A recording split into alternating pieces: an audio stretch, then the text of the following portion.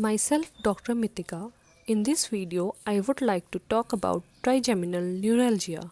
It was first described by John Fothergill in 1773.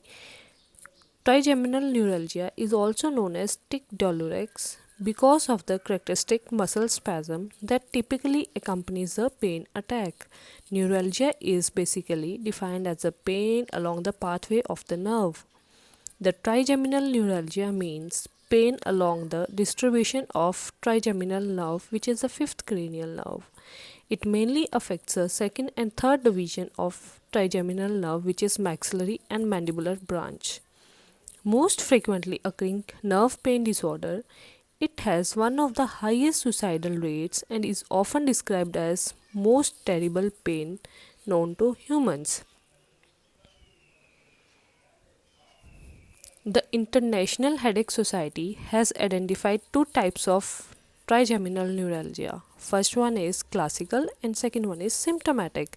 Let's discuss pathogenesis. Classical trigeminal neuralgia, most cases are idiopathic, but compression of trigeminal roots by blood vessels is one of the most common cause of classical neuralgia.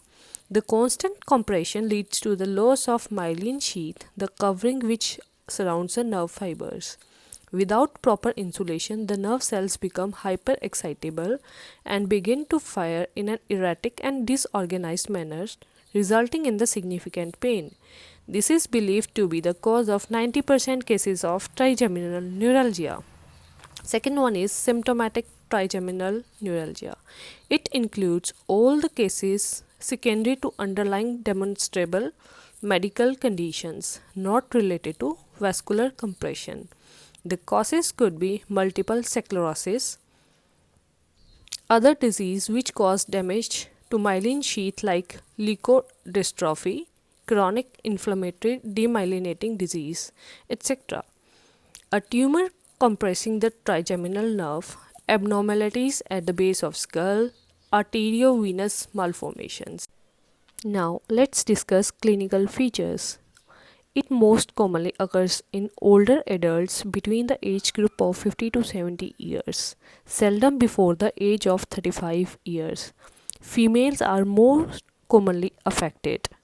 Location: the maxillary and mandibular branches are more commonly affected. The pain may be felt in the ear, eye, lips, nose, scalp, forehead, cheeks, teeth, or jaw, and the side of face. You can clearly saw in the picture given in the slide.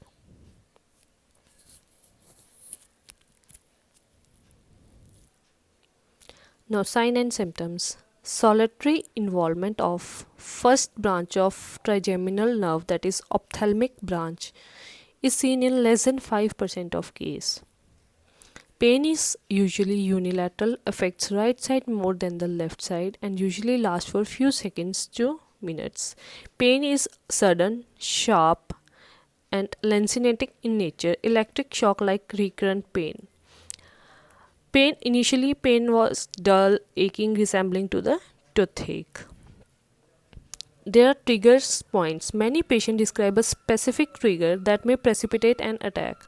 The triggers include chewing, talking, swallowing, brushing teeth, face washing, shaving, cool breeze across the face, light touch, or a vibration.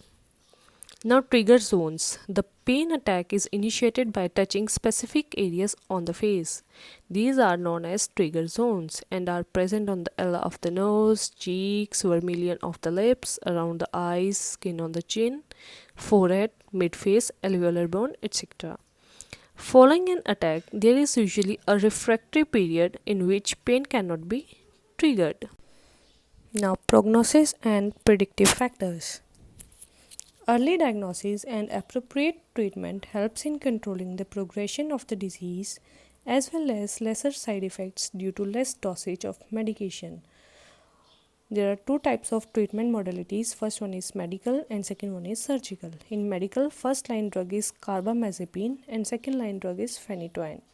In surgical, there are three types of surgeries like microvascular decompression, radiofrequency thermocoagulation, retroglycerin glycerol injections.